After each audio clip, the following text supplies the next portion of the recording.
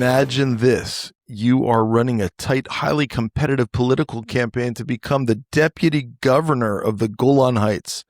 The election is just weeks away. You're also preparing a major brief for the Minister of Defense on the 50th anniversary of the Yom Kippur War. Then, the morning of October 7th hits. Instantly, the campaign is gone. The civil plans are on hold.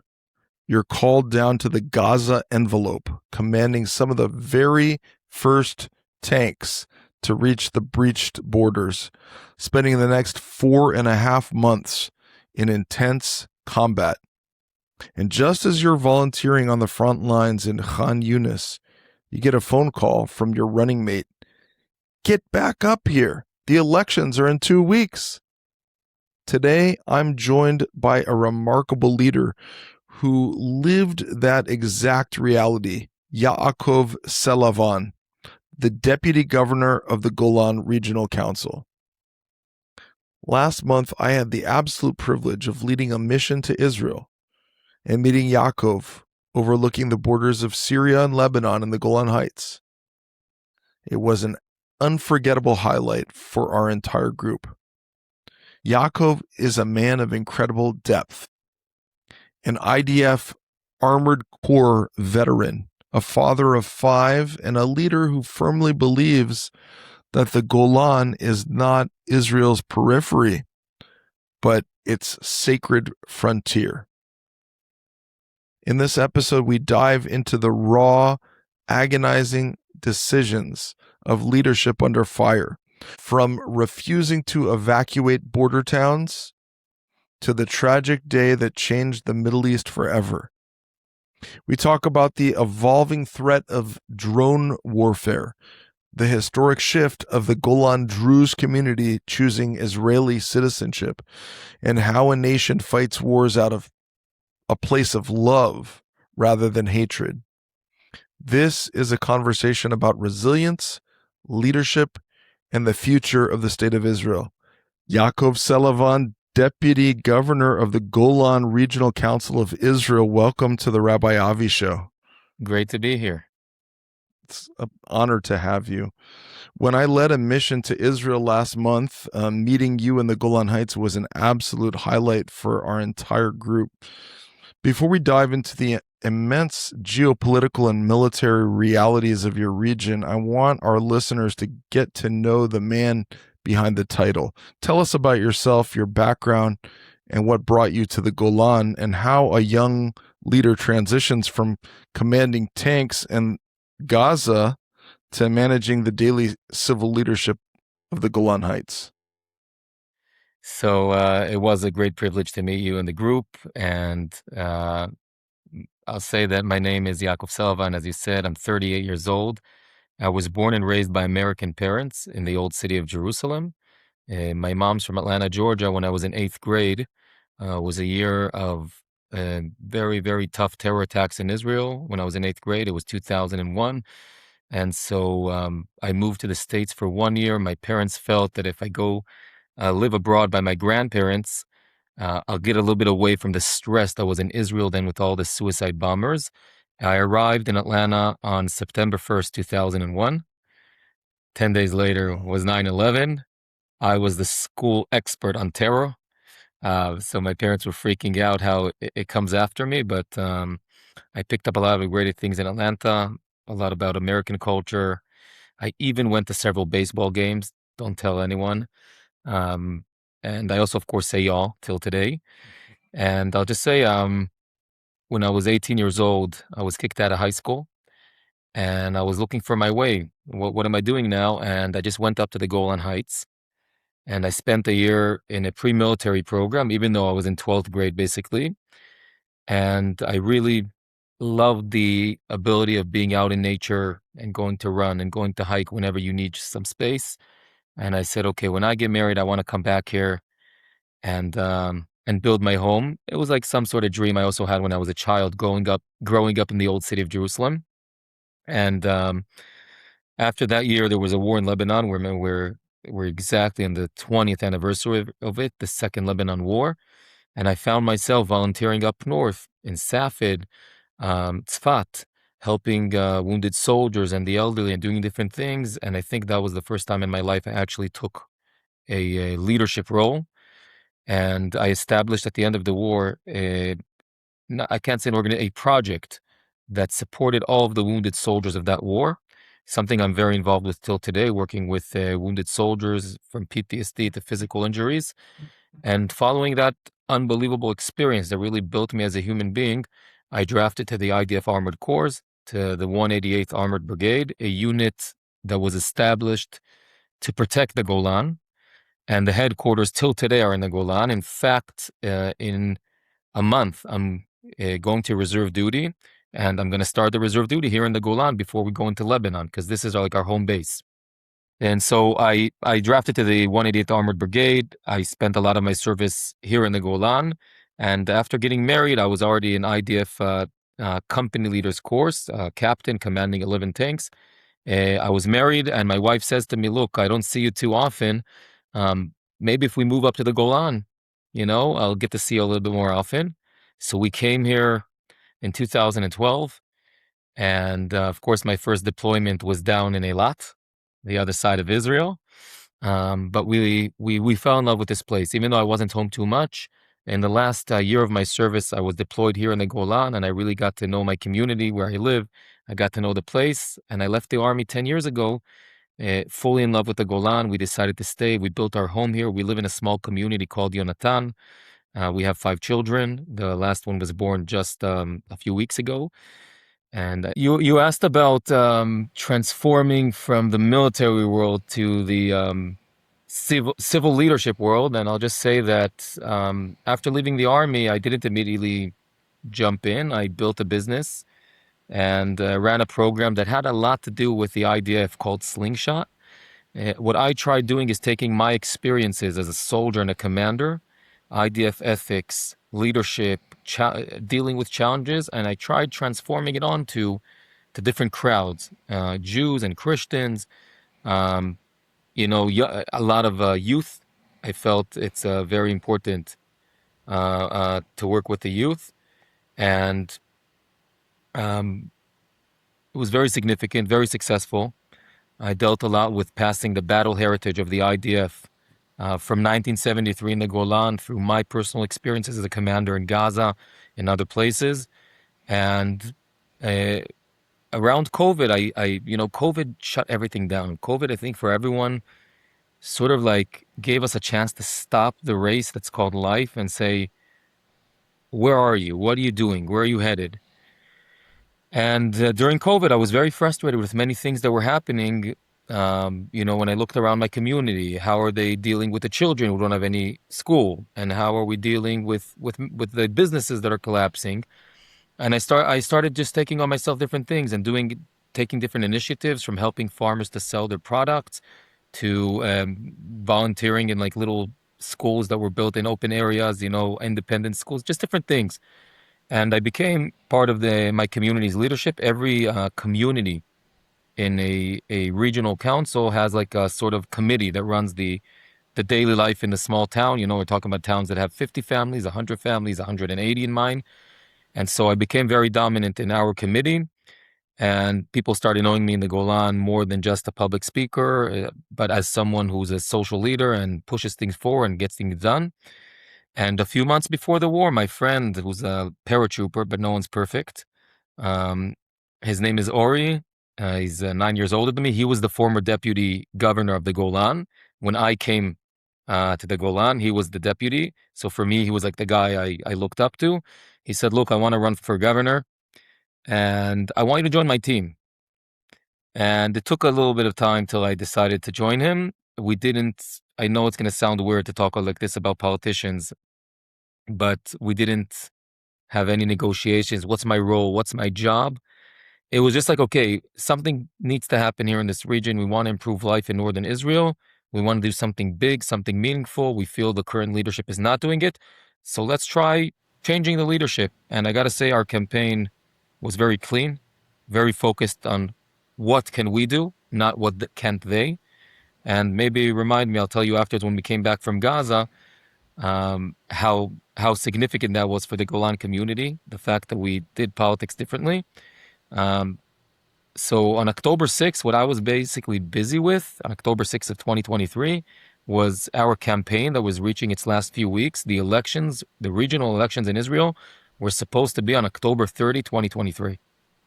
So this was like the final 3 weeks of the campaign, and I was very worried. The polls were showing we're very tight. And the second thing I was very busy with is the fact that we were exactly 50 years after the Yom Kippur War, which I used as a tool to educate many, many people. And my schedule was booked, fully booked a year ahead. And I gave a briefing to the Minister of Defense, Israel's Minister of Defense, on October 3rd. And on October 12th, I was supposed to give a presentation to the whole IDF general staff, the chief of staff and all of the generals, the general staff of the IDF. And I was very busy with that also. We're 50 years exactly. And on the morning of October 7, poof, I got called down to Gaza. Yeah. My unit was the first tank unit that reached the Gaza envelope. I'm a combat operations officer today. My unit uses newer tanks, more advanced tanks than what I used when I was commanding. So I'm more in the operations world, helping the tank in the front line get the full package of what they need. Ori, who's today the governor, my friend, was in Kfar Aza with paratroopers, rescuing people. Really incredible stories, incredible courage. And a few days after October 7, we spoke to each other. And we said, first of all, elections don't matter. We're fully focused on the mission. No campaign, nothing. 2, if one day there will be elections, we lost. Because during times of crisis, people want what they know. They're not going to want to try changing. And we said, it doesn't matter. So we lost. Right now, we want to bring back the hostages. We want to, defeat the enemy. And that's what we're focused on, protect our country.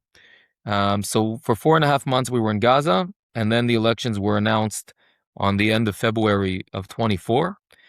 We came back home. We had about 2 weeks to do a campaign. I'll be honest, when my unit finished in Gaza and went up north, for different reasons we can discuss afterwards, even though we're mainly focused in the Golan, I believe, but if I'm already into it, Please. You're giving me therapy, Rabbi. This is my therapy, see? This is good. We do want to hear about all this stuff, so please go forward. So I was involved in a very rough incident in January of 24 in which 6 IDF soldiers lost their lives. I can't call it friendly fire, but it was what we call an operational accident, which I was involved with and I have responsibility. And a few days later, my unit went up north, and I said, I can't. This can't be the way I end my war experience. And I decided to volunteer and stay with a paratroopers unit, which was under our command, and my friends, the commanders. I decided to stay to serve under a paratrooper unit that needed someone in my job as a combat operations officer, even though I'm a tankist. The lieutenant colonel who commands this unit is a good friend of mine, trusts me, and he said, if you're available, I really need you. And it was one heck of an experience suddenly to be with the paratroopers. I went inside Gaza, as a paratrooper with them. Very interesting, very meaningful. And then one day I get a call. I'm in a city called Khan Yunis in southern Gaza Strip. And on the phone is my friend, Ori. And he says, where are you? I said, I'm in Khan Yunis, volunteering here with the paratroopers. And he says, get your butt up here. There's elections in 2 weeks. You're going to be the deputy governor of the Golan. I said, really? And that's what happened. We came back home. Wow. We won the elections by 70%. Wow. Got 70% of the votes. From what I checked, this is not official data, but I checked a lot. There were many, many reservists that came back home and competed in the elections. 95% of them, from what I know, won the elections. The only 1 or 2 that I heard of that didn't win come from areas where there's a lot of ultra-Orthodox communities that don't serve in the army. And so I don't know how much they can appreciate it. But I think what we really saw is, and in a few months there's going to be elections in Israel, and I think the Israeli society, and that's what we saw in those elections, is looking for something new, for something different, for people who are willing to put aside their ego and are willing to sacrifice and are willing to work together for a greater cause. And I think that's why so many mayors and governors were elected coming from the battlefield. We didn't have to say anything about our plans for the healthcare, for the education. It was like, okay, guys, come.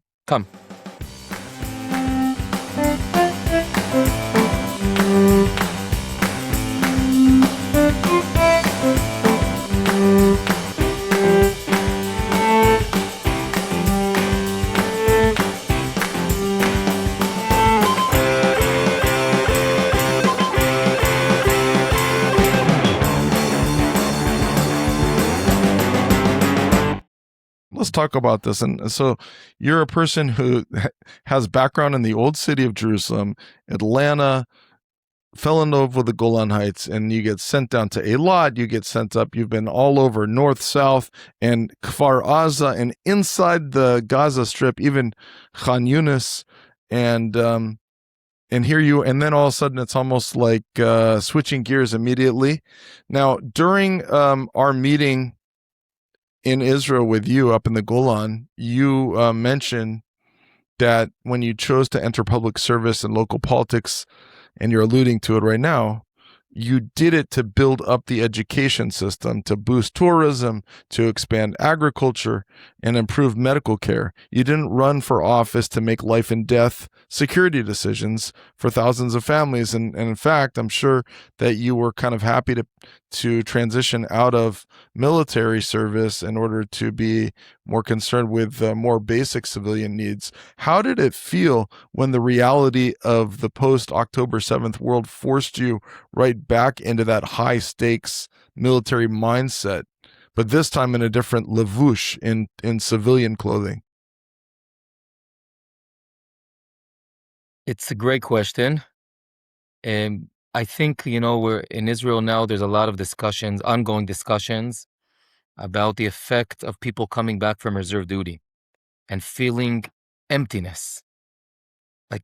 Like I have friends, very close friends, they're after 700 days in reserve duty. And they say, suddenly nothing looks important because you're dealing with life and death, really critical decisions. So I won't sign this paper. I will, or everything feels like there's a lot of emptiness and there's no meaning. And I'm very privileged on one hand, I gotta say, because I came home straight to something very, very meaningful. But as you said, when I entered office, I said, okay, great. The Golan, just for the listeners, I'll say that we're talking about beginning of March 24, right? We are 5 months after the war began. I come from a battlefield, as you described. I know what war looks like. And I wasn't really fully aware of what's happening in the north, in which I remind everyone we had 85,000 Jews evacuated from the Lebanese border. The Golan is on the northeastern border of Israel, and it borders with Jordan, Syria, and Lebanon. And it wasn't evacuated. More than that, the previous leadership on the night of October 7 was asked, we think you should evacuate. Will you evacuate? And they said no. And so I come to a region that's not evacuated. Actually, school was already back. My daughters were going to school every day. Tourism was dead. It was the farmers weren't really able to get manpower to work in the field. People were scared. But the general feeling that I got, and Oli, my colleague, my governor, had is that let's find those plans to improve the education, the medical care, and everything you mentioned. That was our perception. And exactly when we entered office, literally a day before, Hezbollah made a strategic decision that the Golan is joining the war. And from now on, they're going to shoot at the Golan. When rockets and killer drones started hitting us, till today everyone knows when a rocket, God forbid, or a killer drone lands in the Golan, when I call the first team that reaches wherever it happened, I have 3 questions that I ask. The first, any casualties? The second, any damage, right, around you, something. And the third is, if the answers are no, is great. What are you bringing me to my office? So I have here actually a very interesting collection, which each one has a meaning. This is a piece of metal that was actually, I took it in the northern Golan on April 24. It was the first time that a rocket hit a facility. It hit a farm. The farmers actually were drinking coffee inside a bomb shelter. They were very lucky because in most of the Golan, you have 0 seconds to reach shelter because you're so close to the borders. Meaning if you hear a siren outside, you duck and you cover your head. And there was damage of hundreds of thousands of dollars, and I came there right away. And I found this piece of metal from a Hezbollah rocket, and I keep it. I have it in my office. At all times, I have a bunch of collections. And basically, rockets and killer drones, UAVs, were hitting us on a daily basis. Now, you need to understand that Golan is a very, very large region. We're talking about almost 300,000 acres. Some kids drive to school. It takes them 40 minutes on the yellow bus every morning and every afternoon coming back home. Now think about the reality of parents who need to send their kid to school every day. He's on the road for 40 minutes, and there is a chance that rockets and killer drones are going to, and it happened many times. It happened that there were sirens and explosions when the kids are on the roads. That's a question that every night you make a decision. Are we opening the schools tomorrow? Okay, so that's the first thing. And this is life and death. Okay. The second thing, as things started escalating more and more, there were very large scale fires. Hezbollah basically understood, it was actually July of 24. Hezbollah understood that the Iron Dome, the Israeli protective system, eliminates the rockets that are shot at populated areas. So they said, okay, we shoot it at open areas, right? Open fields. I remind you, it's summer, everything is dry. And then the Iron Dome can't eliminate every rocket, so it lets it fall. But then there's a huge fire. The wind takes it. And I still remember, because, you know, my American background, July 4th, 24, 6 towns simultaneously are surrounded by mass fires. And like in the army, we divided the region. Okay, Yaakov, you're commanding that town. Prepare them for evacuation. And the CEO of the regional council commands 2 more towns. And the security officer, like in the army, we divided regions, and that's it. We don't communicate with each other. And by the way, this is also a lot where leadership comes in, because I remember that day. You see this shirt I'm wearing. Actually, I used to have another shirt that looks exactly like this, but I had to throw it out. It was from July 4th, because I was getting ready to meet several MKs, members of Knesset, Israeli parliament, that were coming to the Golan, and I found myself dressed up, right, button shirts and a suit and everything, and I'm out in the field, and I see the teams after a few hours, right? I'm supposed to overlook everything from above, like a general. But I see people are worn out. People are already getting dehydrated. And I felt that's where leadership is needed. So I just ran forward, took a water hose, and started putting out fires. And at some point, I was about to pass out. They had to put a gas mask on me because I was already breathing so much smoke. But many people, after I got pictures the next day, after I had to throw out all my clothes, they were all basically burnt. But the next day, I got a lot of pictures from people and thank you letters. They said, we were very scared. But then we saw you there, and we said, okay, if it's not that I'm here alone, my leadership is here with me in the danger. And what we started getting calls from the government, I'll say from various officials, let's be, we're still on record, right? So we started getting hints that many officials, both from the civilian side and the military side, will be very happy if we consider evacuating several of our towns, because they were under danger. And we right away said no. We refused. Yeah, let's talk about that, because you told us in the early months of the war that you and the governor and the 2 very young, fresh leaders, like you said, right out of active duty, and you're kind of the symbol of heroic defiance, and you stand strong against Nasrallah's threats. And while the media flocked to interview you, but then came July 9th, 2024, and a rocket struck a civilian car near Kibbutz Ortal, leaving 3 children orphaned. I believe. Take us to that moment, because as a leader standing at that scene, how did you wrestle with the agonizing question, are we making the right decision by keeping our people here and not evacuating? July 9th was a defining day. I remember exactly where I was when I got a phone call saying something bad happened. It was like 7:12, if I remember the exact hour. The governor drove right away. He was actually supposed to be interviewed at that moment. So they put me instead of him. And I'm live on Israeli TV. And they say to me, we hear that there are casualties in the Golan. Can you please refer to it? And I said, I don't talk about rumors. I won't refer to anything. Wait for official news. And then I won't forget it, right? I'm with my phone, it's screening, and suddenly they put a photo of a burning car in front of me. And they say, here we have the first footage from the scene. A car suffered a direct hit, and it looks like there's casualties. And I just got off the interview, and I drove there. The road was closed because of what happened. Due to my role, and they opened the road for me. And I'm on my way to Kibbutz Volatile, the kibbutz which suffered the loss of 2 of its members. By then, we already know who are these residents. 3 children. The oldest is 18 years old, before military service. He's not in the Golan, so we had to, one of the things we were very busy with was to contact him and make sure that someone from the family comes to tell him what happened. When they came, unfortunately, he saw also the picture in the media, and he understood. He recognized his parents' car. And actually, the youngest child is special ed. And we know this at that time. This is already 9 p.m. We know this at that time.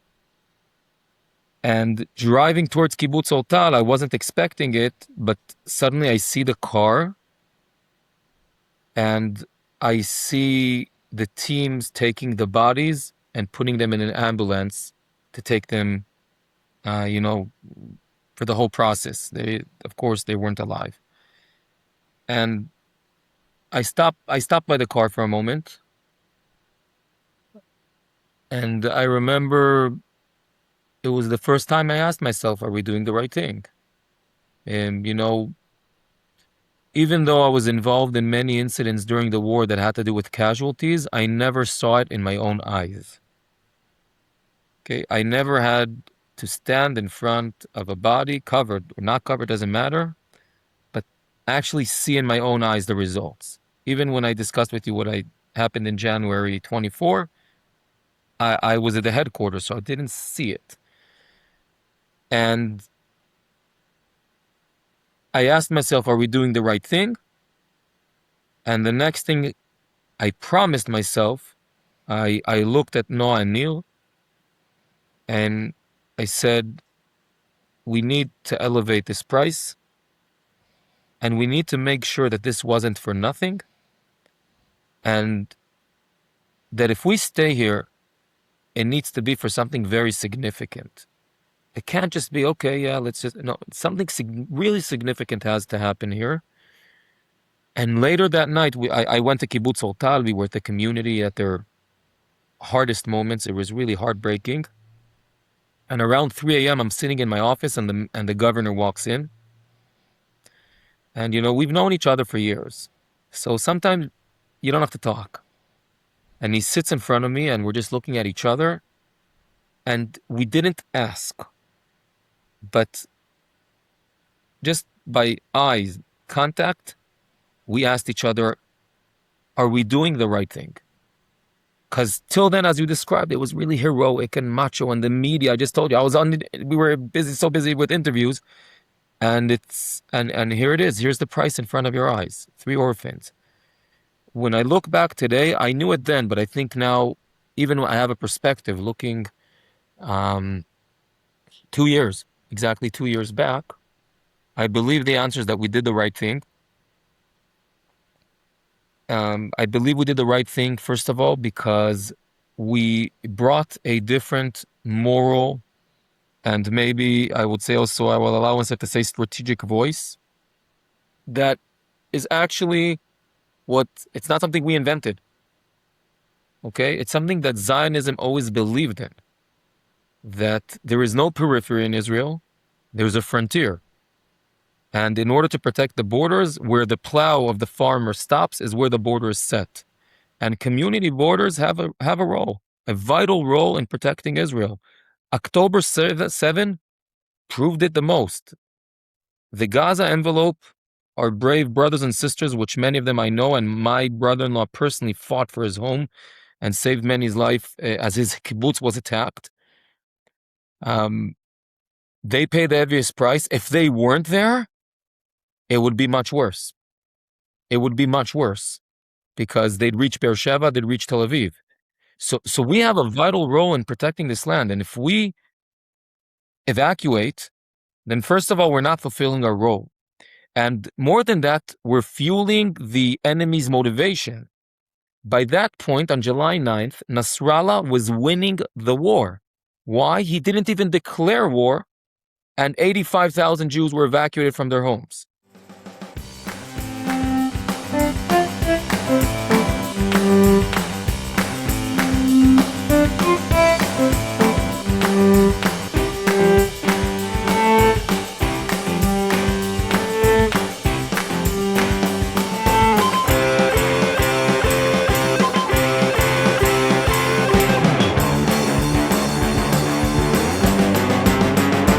And you told us, by the way, you shared with us that 25% of the evacuees from the other northern regions who are they're refusing to go back from that. They really don't even want to go back after that experience. Correct. And I just want to say before you continue, for our listeners, you're talking about the frontier, what some call the periphery, and you very rightly and eloquently said it's where the plow stops. That's where the border is. I just want our listeners to make sure that many people don't understand who haven't been to Israel. Israel is only the size of New Jersey. It's only the size of New Jersey. And earlier when you said that the Golan Heights is a big place and you're talking about the children traveling far distances for school buses, etc., it's all relative. So it's a really, it's one of the larger regions maybe in Israel, but it's a very, very small place. It's nothing like any of the counties in Arizona or, we've got places like Montana and Texas, etc. Even, when you're in Atlanta, Georgia's a very, very large state compared to all of Israel, not to mention the tiny little Golan Heights. And there you are surrounded by Lebanon, Syria, Jordan, and it's not the friendliest neighborhood. I know it's changed a lot. And Nasrallah, by the way, may he rest in a continual flame and be punished for his agony that he caused. He's no longer a part of the picture, but unfortunately many people are. So continue. Tell us how you coped with that and how you see this. Right. So first of all, thank you for that. It's very important to mention, right? We always think we're so big, but when I look at Arizona, it's like, so I'll just say, aside from the moral issue and the strategic issue, that just think about how much motivation the enemy would get, and maybe they would shoot more, and then other people would die. Or if we fast forward, December 8th, the Assad regime in Syria collapsed, and who takes over within a few days? Al-Qaeda. Now think that the Golan is empty because we evacuated it, right?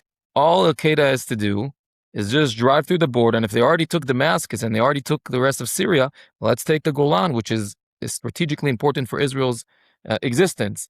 So that was one side. The other side was what happens to those being evacuated. By then, as you mentioned, we had already data that showed us that half of the people who were evacuated weren't willing to come back. 25% came back eventually because the security situation improved, but 25% are still not back. And these are the youngest, educated families. These are the future of the region. Who's left behind now in the regions that were evacuated and the people who came back? Those who have no choice. So basically, the locomotive of the region disappeared. We went dozens of years back as the northern region, as the Galilee and the Golan, and we heard reports from the hotels about drug use and violence and divorce. And as one colleague mayor told me from one of the bigger cities in the region that was evacuated, he said every week one of the elderly, at least one, I bury, and I said, what are they dying from? He says they're dying from broken hearts. He said people at age 70 are just taken away from their home, and they might be the nicest hotel in Tel Aviv. They're not home, and people are dying, literally. And we said, okay, if we evacuate, people will die, and communities will fall apart, and no one's going to come back. And that's also dangerous for the state of Israel, and the price we'll pay for that also might be in life. So the price is very painful. Two very, very special people died. I wish we can avoid it. It's part of the price of war, and I need to look at the broader picture and understand that when you believe, what I always tell people, what's values? I have values. If now I think your mic is very valuable for me, I'm willing to pay a price for it, right? I'm going to give you $50 and I'm going to buy it from you. So if I believe in a value and I'm willing to pay a price for it, and in this painful story, we paid a price. And by the way, it wasn't just the Jewish community in the Golan that paid a price for staying home. The Druze community, our dear neighbors, brothers, sisters, I can even say, just 2 weeks after this incident, 12 innocent children were hit by a Hezbollah rocket in the town of Majd al-Shams. The same month, July of 2024. And so they also understood the price of staying home, but there was no dilemma. There was no dilemma. Are they leaving? And sometimes I when I was interviewed and people say, why aren't you evacuating? I said, if I would be now the Druze mayor, my neighbor, would you ask him the same question? They said, no. I said, why is it so obvious that the Druze they stand their ground. They won't leave. But me as a Jew, I have roots of 2,000 years in this region, even more. From the times of the Second Temple, the Hashmonaean period, that's when the Jewish pioneering in the Golan began. Why are you asking me this question? It's my home, not less than it's theirs, and I want to stand my ground. I want to stay home, and I understand there's a price. It's really beautiful, and I tend to agree with you. By the way, if I have the privilege of making Aliyah one day, you might find me in the Golan. It is very beautiful, and by the way, you're doing fantastic there, and it's a lot more peaceful today. And it should continue. May it continue that way than what people think. And people think it's very dangerous in Israel. Oh my God! And I told them I felt safer in Israel, by the way, than I did, except for when we were in the bomb shelter. But even the bomb shelter, I felt safe because we were in the bomb shelter. It was only one day we had to go to the bomb shelters. I felt safer in Israel than I do in Arizona, and I say that hands down. But I want to talk about, kind of want to switch gears. I want to talk about some of the morality here that we face, and you're talking about moral questions that you've had to decipher and to make decisions regarding in your region.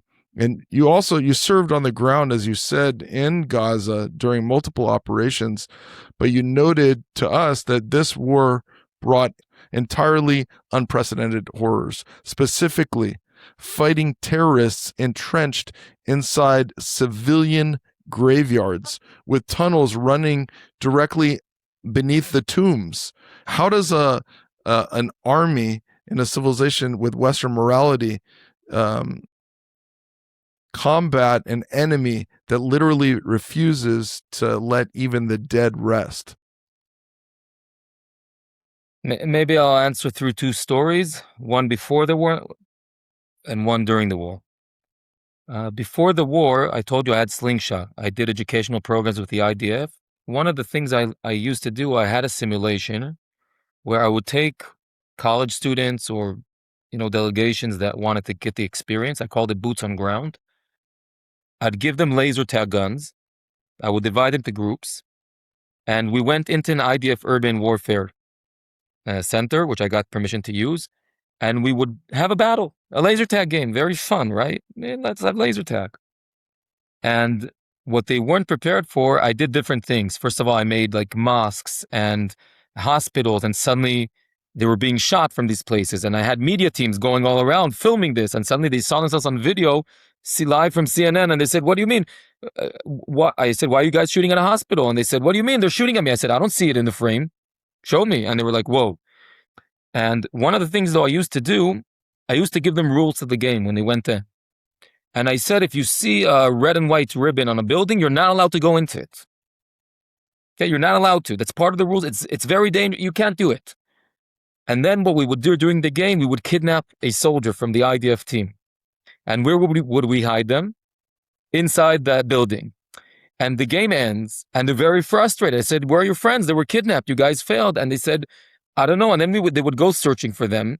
But every time they passed the building with the red and white stripes, they ignored it because it's not part of the game. That's the rules, right? And then we brought him outside from the room, and they said, "It's not fair. That's against the rules." And I said to them, exactly. You're not playing in the same game. You guys have your rules. They don't follow it. Not only they don't follow it, they're going to use it against you. And that's exactly this. Oh, you guys value life? Great. You guys are sensitive to moral issues? Great. Pay a price for it. Now, no matter what you do, it's a lose-lose situation. Why? If I follow the rules and I follow my values, remember, I'm willing to pay a price. I'm going to endanger my soldiers a little bit more in order to give a chance for innocent civilian, innocent, uninvolved. I have a very hard time with those terms after October 7, but I'll use them now just for explaining to our listeners. So I can tell you several times we took a lot of danger upon ourselves, and not only in this war, even also in previous operations, in order to try minimizing civilian casualties. And you're willing to pay a price for that. Now, if I just do whatever I want, whatever I need, and I just bomb the heck out of you-know-what, I'm killing many innocent people. That's also going against my own values, right? Because I don't want to murder children. I'm not here for that. I just want to protect my people. I want to live in peace. So if I'm trying to prevent, or if I'm not, no matter what, they're going to use it against me. And I'm losing. I'm in a losing situation. And when we always finished the simulation, I always said, okay, friends, you faced a lot of dilemmas here, right? Should I shoot at the hospital or not? Should I go into that? And I always asked them, okay, friends, let's conclude. What's the right answer? And I always ended with saying to them, friends, there's no right answer. But you know what there is? There's the right questions. If you're sensitive enough, you're aware of enough, under fire, sweaty, in the heat, after not showering for a month and a half, not seeing your family for 3 months, and you still ask yourself, 1 second, that's a hospital. Should I shoot at it or not? Even if you make the wrong decision at that point, maybe you shouldn't have shot. The fact that you keep on asking that question keeps you on the right moral path. And mistakes will happen in war. I told you, Israeli soldiers died because of decisions I made, mistakes I made. So, of course, also people on the other side died from, sometimes because that's the situation, because Hamas put them in that situation, but sometimes because maybe I made the wrong decision. But okay, so I made one mistake, which happens in war, the fog of war, but I'm still asking these questions, I'm still on the path. The second story happened, actually, it's a very unusual war story. It was during the first captives deal in November 23. And there's a ceasefire deal for several weeks, right? And every few days there's hostages coming home. And I'm inside Gaza, on the Gaza beach. And remember, I did public speaking, right, for soldiers. And someone recognized me and says, I need your help. He says, look, I have a problem. In the past few days, now that there's a ceasefire, my soldiers are bored. They haven't been home for almost 2 months, since October 7. And I'm starting to see a bit of vandalism, graffiti they're doing on buildings in Gaza. And I really don't know how to deal with it. Because, these guys fought on October 7. They have a lot of anger, right? On the other hand, I don't want them to do it. And I said, I have no idea what to say, but let's meet your soldiers. And we started talking. And then I said to them, we had a good discussion. And then I said, guys, I want to tell you something, because that's when I understood something. I said, I really, really want to ask you guys, not to vandalize anything here, not to do graffiti, not to destroy anything that's not part of your operation. And they looked at me and I said, guys, I know what you saw in Kfar Aza. I know what you saw in Be'eri. I know what you saw in the bomb shelter. I know everything you saw. Don't get me wrong. They deserve it. They deserve the destruction. They deserve everything. But I want to tell you something. You guys don't deserve it. Because when you come back into Israel and you got used to being aggressive and destroying things and just pissing at whatever you want and those kind of things, it's gonna become part of your soul. You're gonna act like that also at home and also around the Israeli society. And I want you guys to leave Gaza in Gaza. I don't want you to bring any of the evil from this place back home. I don't want you to harm your own souls. I said to them, guys, when I ask you not to vandalize, not to destroy things, again, whatever you need to destroy for the operational mission, destroy. But not to just vandalize for vandalizing. I'm not asking it for the people of Gaza, actually. I'm asking for you. Because our DNA as Jews is to do things different. And whatever we do comes from love, not from hate. We act from love. We love our people. We want to protect them. If it means we have to take other people's lives in order to protect our own people, we're going to do it. And we'll be aggressive and we'll fight. And we've proven in the last 2 years we know to do it pretty well. And you don't mess with us. But we fight differently. We fight from love.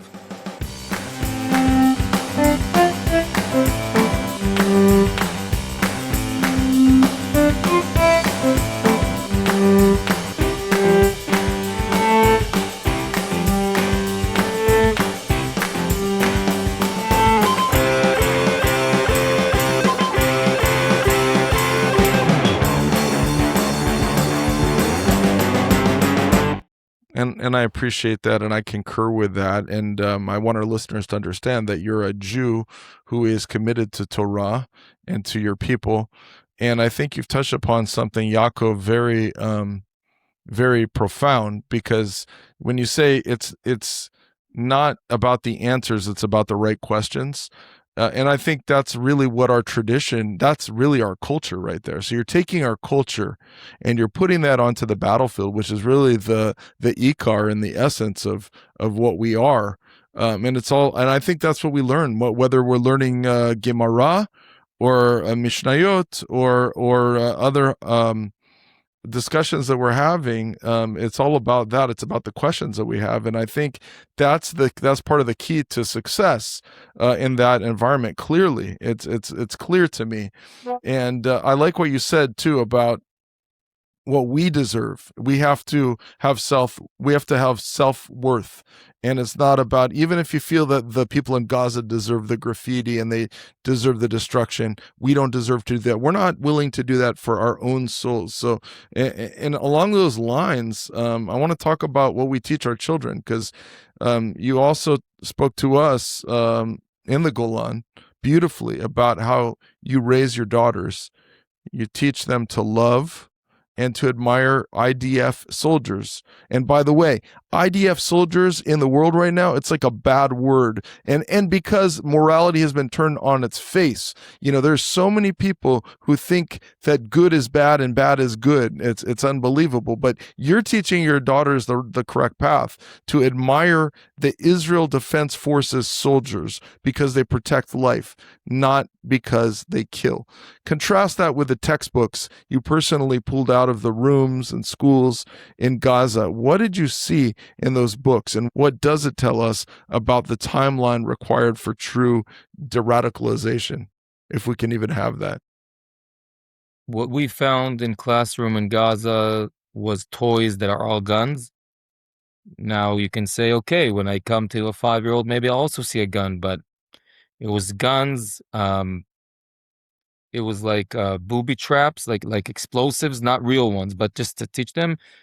But then the walls were full of propaganda that shows from the river to the sea, there's no Jewish state. We don't belong here. I found books that teach English. How do you teach English?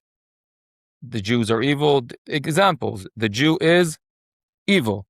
Okay, Jerusalem is ours. How do you say it from Arabic to English?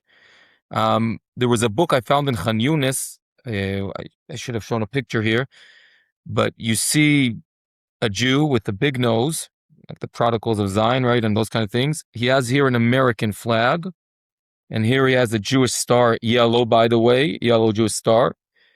And then basically it's like the prodigals of Zion, of the Other Day of Zion. I think that's the English name for it. But basically we're shown, by the way, not just we are, also the American people. We're shown as Satan. We're shown as people who are not even human beings, who don't have.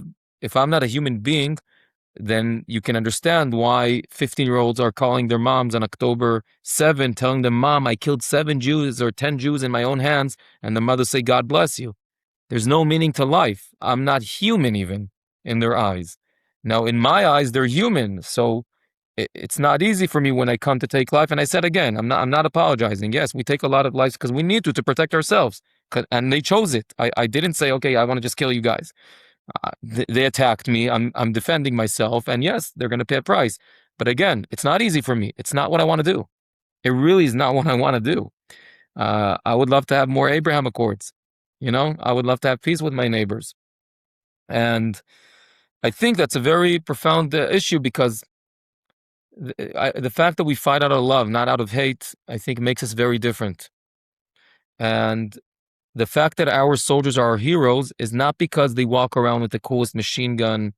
It's because they protect us. When I'm going to Lebanon in a few weeks for reserve duty, my daughter's not going to say to me, "Hey, Dad, good luck in killing those Arabs." No. She's going to say, "Dad, thank you for looking out for us and protecting us, and please come home safely. And please make sure your soldiers come home safely." That's it. That's what we're here for. And that's why we love our soldiers so much. And I always tell, I used today, in the last 2.5 years, people my age, I'm 38, so many people my age and even older, people in their 50s are coming back to reserve duty and doing 700 days, and it's unbelievable. But really, when you guys talk about IDF, when people around the world are saying the IDF is evil, you need to understand you're talking about a bunch of 19, 20-year-olds who are busy with TikTok and Instagram, just like your children. They're a bunch of goofballs. Okay? They're really funny, good, amazing kids, but they're willing to put everything behind and put everything on the line in order to because they want to live. They understand if it's not them, this country won't survive. And this generation, I think, I'm not angry. I feel bad for people who, instead of taking an opportunity to inspire their own children, their own youth, about courage, about leadership, about sacrifice for everyone, instead of just being selfish and looking at yourself, instead of taking this and showing people before they go to college, guys, you guys are going to Yale or to Harvard. I want you guys to know that there's this amazing country in the size of New Jersey in the Middle East where people your age are going to sacrifice now and are going to take responsibility and not sleep and not eat and not see their girlfriends for 3 years because they're so devoted to something greater than them. And instead of using this to show this generation that not everything's about a selfie, but you can contribute from yourself, and there's a way to combine both. Also to do social media and fun and, move forward, but also to really stick to these values of a community, of a society. Instead of that, they're busy making them turning them into devil and criticizing them and chanting things that I don't think even understand. And I really just feel bad for them because I'm inspired by these young guys. I'm really inspired by them. Every time I meet them, I have tears in my eyes, and I don't get too emotional like this. These are the guys who used to come to me, and I gave them inspiration, and I motivated them, and I gave them the talks, and I did the programs. And today when I meet them,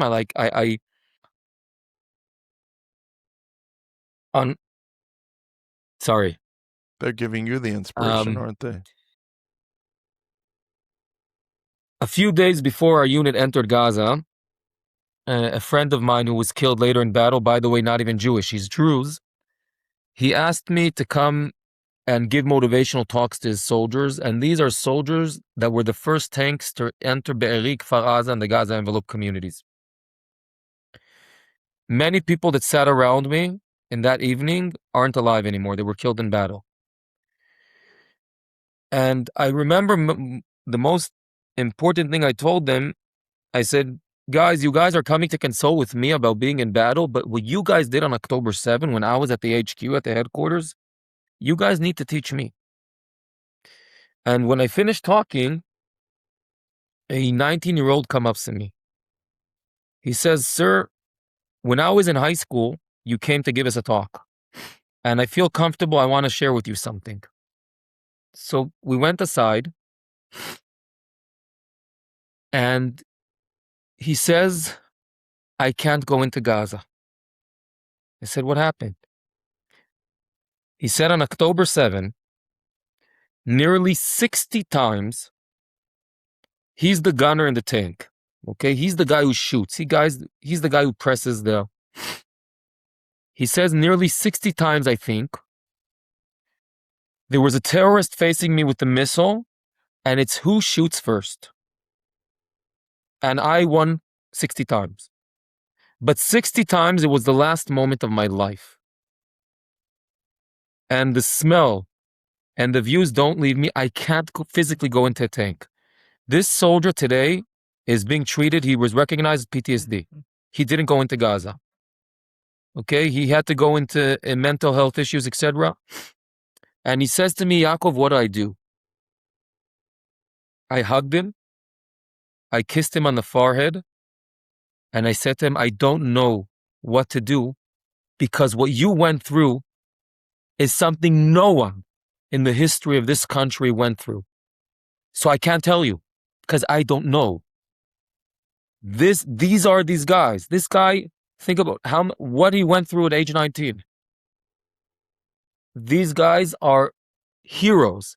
They inspire me, and they you know, they're just this is the greatest generation Israel had. Really, the greatest generation we had, and I'm very curious to see where they're going to take the power, the strength, the overcoming challenges, the spirit that they've been showing in the last few years.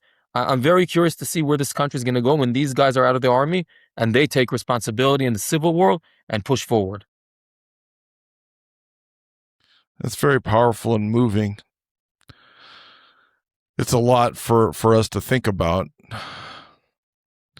And I'm just so grateful for those soldiers and for you.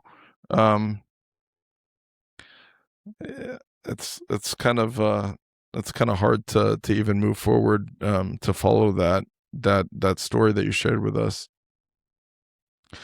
Let's try to move forward though. Let's talk about the tactical reality on the northern border. You're talking about the casualties. You lost a close family friend's son to a fiber optic killer drone strike in Lebanon, tragically occurring just hours after your own daughter was born.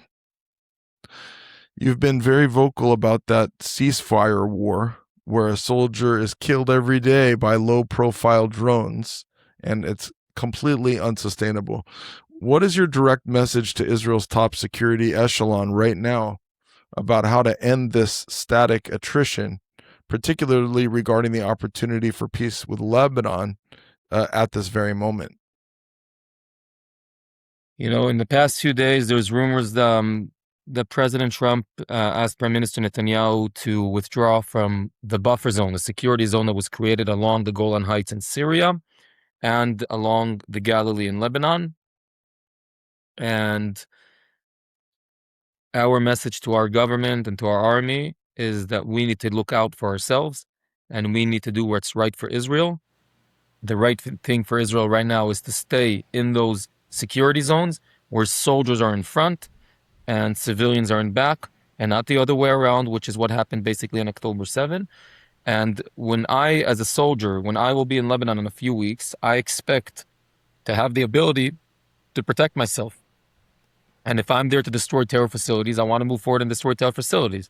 And if in order to do that, I need to shoot and I need to attack and I need to shoot artillery, then I want to do that. And I'm not willing to be inside a danger zone with my hands tied just to wait for something to fly me and kill me. So that's very clear. And I'll just say that in Lebanon, most of the Lebanese, I believe, today already don't want Hezbollah. Aside from the Shiite communities, they don't want Hezbollah. They understand that their country, which is beautiful, by the way. Lebanon is a magnificent country, really amazing beaches and mountains and views. It's really beautiful, and it's a shame that radicals have taken over and become the most dominant power there. And now we have an historical window of opportunity. Hezbollah is very weak. Iran is very weak. And even though there's, we signed an agreement with Lebanon, I'm sure the Lebanese prime minister, president would be very happy if we continue taking care of the people who bring danger to his own country, which is Hezbollah, and the people who bring this, who destabilize this region, which is Hezbollah. So you can't fight your enemy with tied hands. That's what October 7 showed us. We tried doing it for years, and we had a monster that grew on our border. So here in the north, post-October 7, post-evacuation, where, as I said, only 75% came back, but in the recent escalation, under fire from Iran, from Lebanon, no one evacuated. Not just in the Golan. We're very proud that the approach that we led in the first part of the war, saying we don't evacuate, we demand from the government and the army to do what it has to do to protect us. That's what we heard from all the governors and all the mayors along the northern border, and that's what we hear today. It's not easy. It's not easy, especially in the Galilee, just under the Golan. There are communities that hear explosions all day. Till a few days ago, they were under attack on a daily basis. In the past few days, thank God, we don't hear about IDF casualties. We don't hear about civilian casualties. But it doesn't mean everything's okay. We need to make sure the army continues operating. The amounts of ammunition, when I went into Lebanon with my unit in October of 24, the amounts of ammunition we found, and I'm talking about high quality ammunition, you can't compare it to what's in Gaza. Just so we understand, in the first town my unit entered in Lebanon, in southern Lebanon, in the first two houses, in a small town in southern Lebanon, there was more high-quality anti-tank missiles than all of the Gaza Strip. Okay, that's just so people understand the difference between Lebanon to Gaza. Whatever you have in Gaza, there's 1,000 times more in Lebanon. That's an existential threat. If October 7 were to occur in northern Israel, we wouldn't be talking about 1,200 casualties. We'd be talking at least about 12,000. So we cannot go back to that reality. And we demand a solution. We demand a removal of the threat. That means pushing Hezbollah back. That means destroying all of its facilities. And that means that the Lebanese evacuees won't be able to return home until Hezbollah is out of the picture.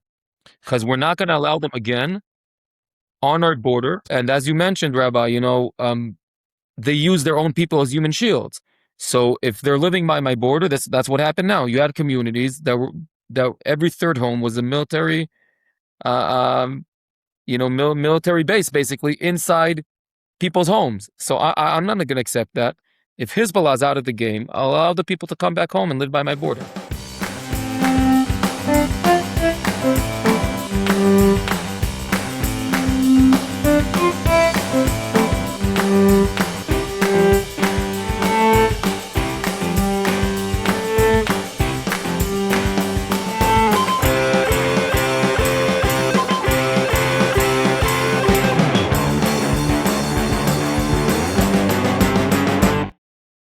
I have a message for the leadership in Lebanon and also for the president of the United States. And I know Israel already feels this way, is that Hezbollah needs to not just be pushed back from the border. It needs to be completely non-existent. I mean, this tentacle of Iran needs to be taken out of the picture, and everyone needs to embrace that. And just like, and I would say Iran, also, we need a complete different leadership in Iran, and that's just part of the picture. And we need to fight this war, in my view. And it's easy for me to say this because it feels that I don't have enough skin in the game here, but it's clear to me when I watch Yaakov Selavan, to me, you are my skin in the game, and I'm sick of hearing about this. Our people suffering? It's long enough.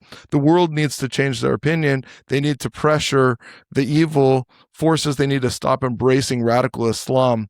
And I want to say, you mentioned some of the casualties of radical Islam in Israel, and a lot of people don't know about the Druze people and the 12 children that lost their lives playing on a soccer field in the Golan Heights in northern Israel. And this is a community that's been ostracized by they broke off from Shia Islam. They have their own origin stories traced back to Yitro, to Jethro in the Torah, and they are a beautiful people, the Druze people. And again, if you're a listener and you don't know about Druze, Druze, learn about the Druze people and how amazing they are.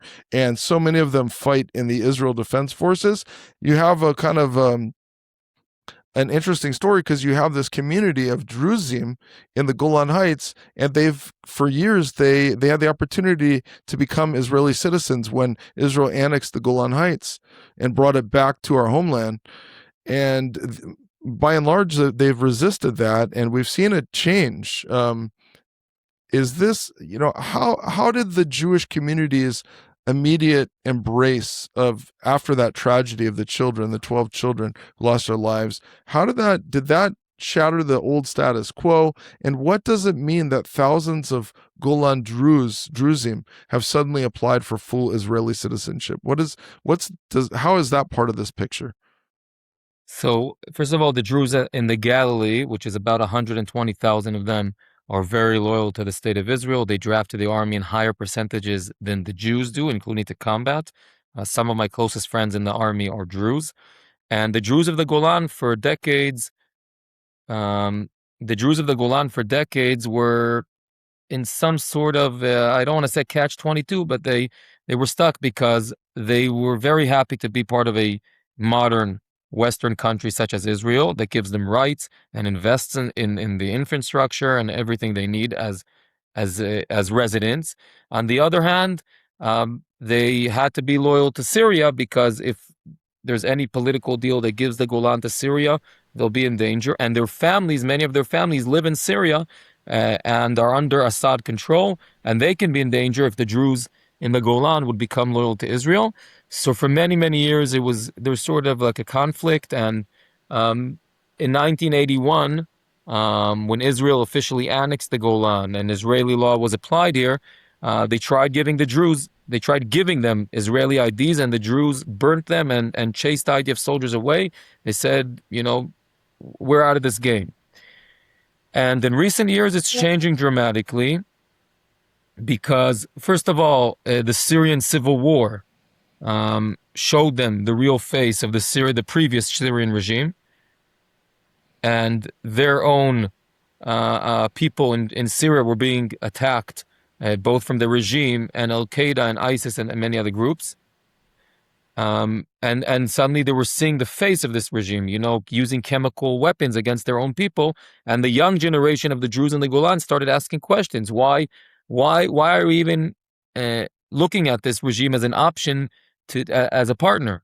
We're Israeli. And more Druze started becoming Israeli. And after the tragedy of Majd al-Shams and then the fall of the Assad regime, they realized they want to be Israeli. I sat for dinner last week with all of the Druze mayors of the Golan. There's 4 of them. There's 4 villages. Each one has their own mayor. And they told me the numbers, and the numbers are crazy. The numbers, just so people understand, in the Golan, there are roughly 23,000 Druze. And up to last year, about 250 every year were coming and applying to become Israeli citizens. And only in 2025, nearly 5,000 did. And Wow. Last week, I asked the mayors in dinner, I said, guys, where do you see this going? And they all said to me, within a year or two, over 90% of the Druze community in the Golan is going to be Israeli. That means they're already drafting to the Israeli army. They have pre-military programs. We started together with them joint soccer teams so the kids get to know each other at early ages and not just in the army. And this is after decades where we lived by each other, but there was some sort of maybe not tension, but the adults got along very well. But you say, 1 second, I don't know what they teach their children. I don't trust it maybe. So people maybe were scared, and suddenly, no, the kids are playing soccer together. We're doing amazing programs. We're working now on established a joint DMO for the Golan Tourism, Destination Management Organization.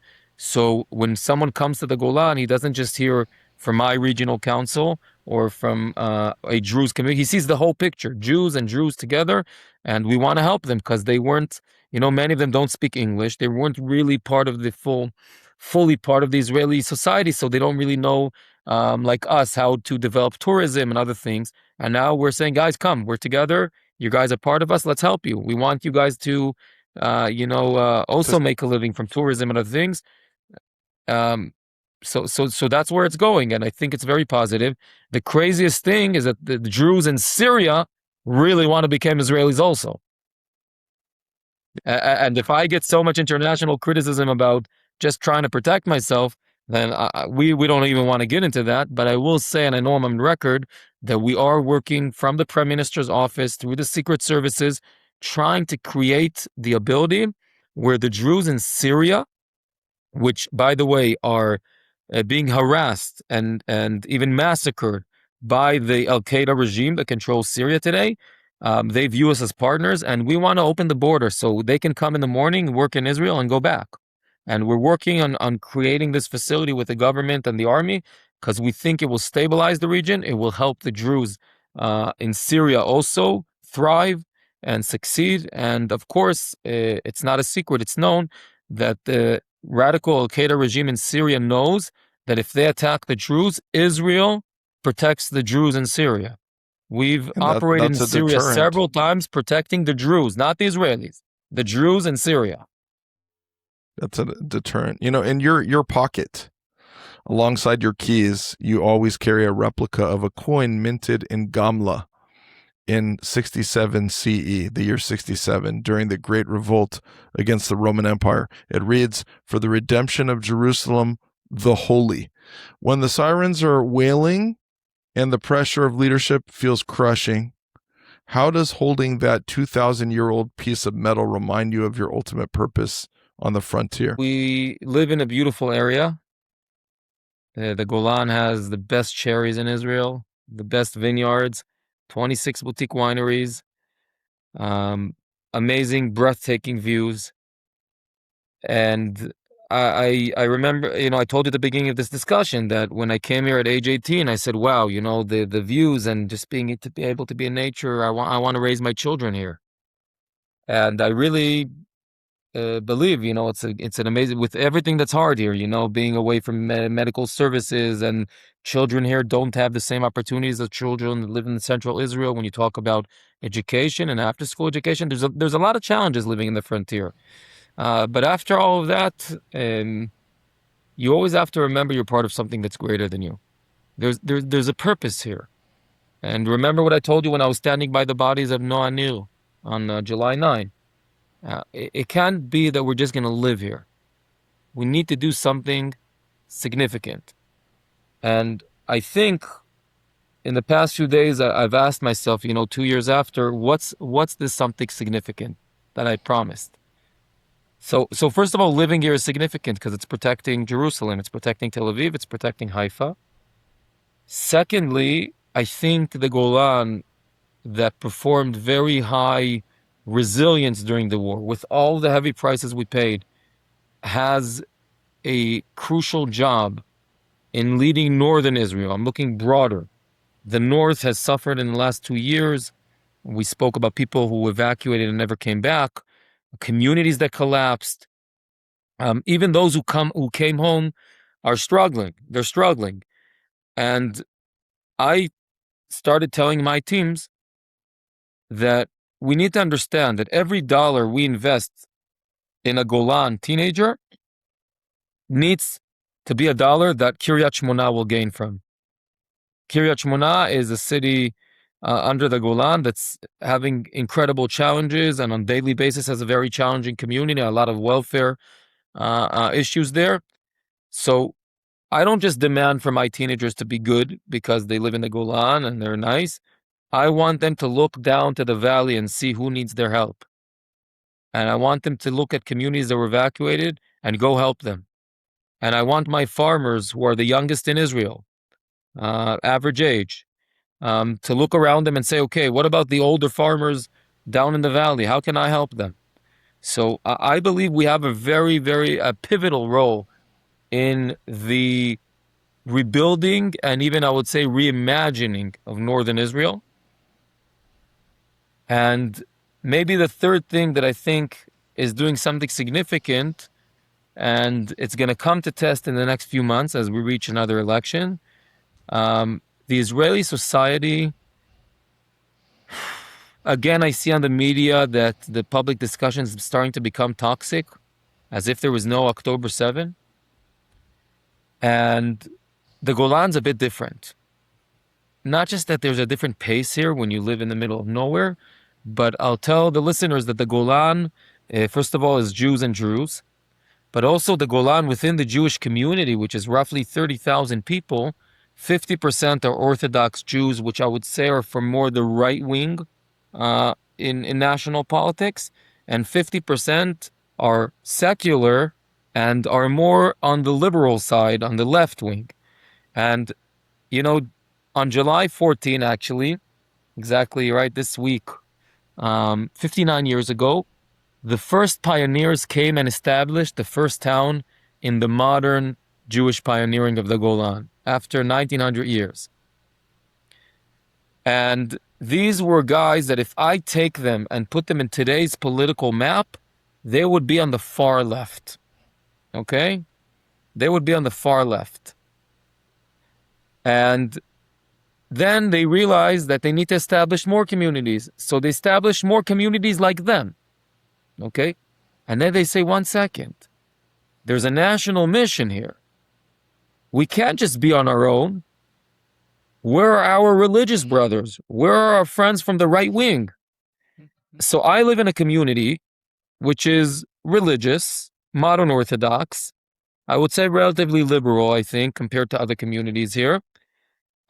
More leans to the right-wing political views. And the first 2 months in our community's life, 51 years ago, were in that kibbutz in Merom Golan, meaning those young progressive liberals, okay, of the 1960s, established a religious conservative town and even hosted them for the first few months. Now, if that doesn't sound crazy enough to you, then a year later exactly, they decide to establish another religious town. That religious town is considered in Israel to be the most conservative national Zionism community. I would say if I look, I don't know if the listeners are familiar with Israeli politics, but if you know, there's Minister Ben-Gvir, who's considered like really, really radical right.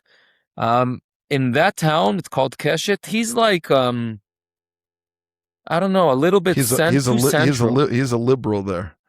Yeah, he's like, no, he's like in the center, you know? Like, he's not left, but this community was established by today's, most progressive liberal in Israeli politics. They established them, and they still have friendship connections till today. And on holidays, they'll have joint community events, and the religious community will come on Simchat Torah to dance with the non-religious community together to celebrate. And if there's an argument, you sit and you talk. And before the war, we started sensing the national politics and the toxic atmosphere in Israel was coming into the Golan, and we were very worried about it. And suddenly the war put it aside. And that's something, first of all, I want to keep. But also, if we manage to, I don't know if the word is overcome, but the upcoming elections and continue with the Golan spirit and not be divided and not be toxic and know that there's something greater than us, and we can argue and it's great, but we have a joint mission of rebuilding the North, of rebuilding Israel, of building the Golan. Then I think it would be our time to start looking around and saying, 1 second, we have a role on the national level. We can show people you can do it differently. You can do it differently. And maybe, I don't know how much time we have left, but maybe towards the end, I want to say, I told you that we did a very positive political campaign where we presented, what are we offering? We didn't say what they can't do. We said, what do we want to offer? When we won the elections, the night of February 27, 2024, And we're standing with bottles of champagne. We're celebrating with hundreds of our supporters. You know who walked in to congratulate us? The guy who just lost his chair. The governor who just got beaten big time. Remember, we got 70%. He came to our headquarters, hugged us, got on stage, and said, "Good luck. Now it's your mission. I'm here for you." And we hugged him, and everyone cheered. And it went viral in Israel. People couldn't understand, how can it be? I mean, you guys were competing against each other. That's the Golan. Fine, we competed, but we competed not because it wasn't personal. It wasn't, ego. We felt his policy was wrong, and we felt our policy can be better. We argued. The community decided, great, we're partners. Great. So we took the lead. Fine. When I see him today, I hug him. It's great. It's really elu ve'elu divrei Elohim chayim. You know, it's we're all in this together, and everyone's opinion matters. Yaakov Selavan, I truly believe that you are gonna have an even more pivotal role on the national level in the future of the state of Israel, not only the Golan. I know that we're going to see a lot more of you. I want to thank you, and we're going to continue this conversation. I pray soon, and I know you're going to be visiting Bezrat Hashem Tucson in November, if that's correct. Thank you so much for gracing us on the Rabbi Avi Show. My pleasure. Thank you very much for the opportunity. My friends, what a profound and deeply moving conversation. Sitting here and listening to Yaakov, I'm struck by the sheer weight of what it means to live on the frontier. It's so easy for us from the comfort of our homes in the West to look at maps and discuss geopolitical strategy in the abstract. But when you hear from a leader who has stood by the burning cars of his own neighbors, who has to make the daily decision of whether it is safe to put children on a yellow school bus, and who still carries a 2,000-year-old coin in his pocket to remind himself of his ultimate purpose, it changes you. It brings the reality of Israel's struggle into sharp human focus. This is what the Rabbi Avi Show is all about, bringing you the voices, the souls, and the boots on the ground truths of the people who are actively shaping history. If today's episode moved you, inspired you, or gave you a deeper understanding of the courage on Israel's northern border, I want to ask you for your partnership. Delivering these raw, high production, and deeply necessary conversations takes a massive amount of resources, travel, and dedicated work. We can't do it alone. We rely entirely on listeners like you to keep this platform independent, strong, and vocal. Please take a moment right now to support our mission. Head over to patreon.com/horizontal media and become a patron today. Your monthly support directly funds the production of these episodes, allowing us to bring you the frontline stories that mainstream media simply overlooks. That's patreon.com/horizontal media. The link is right there in the show notes. Thank you for listening. Thank you for your support. And as we navigate these historic times, may we all find the courage to stand strong on our own frontiers, guided by love and a shared purpose. Until next time, I'm Rabbi Avi.